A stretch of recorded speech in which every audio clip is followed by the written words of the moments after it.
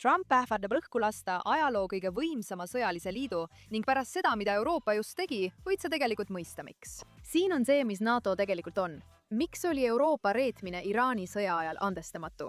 Ja mis juhtub maailmaga, kui Ameerika tõesti lahkub? On aasta 1945 ja teine maailmasõda on just lõppenud, jättes Euroopa varemetesse 10 miljonit surnud ning mandri, mis on kuidagi suutnud 30 aasta jooksul põhjustada 2 katastroofilist maailmasõda. Kui midagi struktuurselt ei muutu, juhtub see nüüd 3. korda.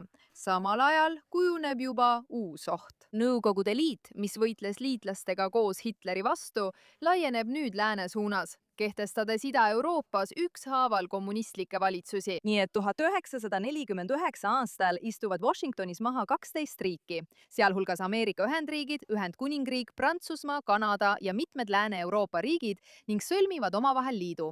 Lihtne lubadus. Kui kedagi meist rünnatakse, on see rünnak kõigi vastu ja me kaitseme üksteist koos.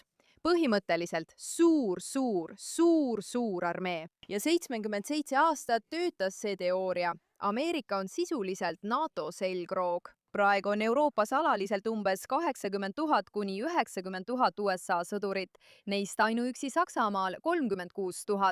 Ameerika Ühendriigid kulutavad kaitsele rohkem kui kõik teised NATO liikmed kokku. Kui Nõukogude Liit 1991 aastal kokku varises ja külm sõda lõppes, tegid Euroopa riigid vaikse ühise otsuse.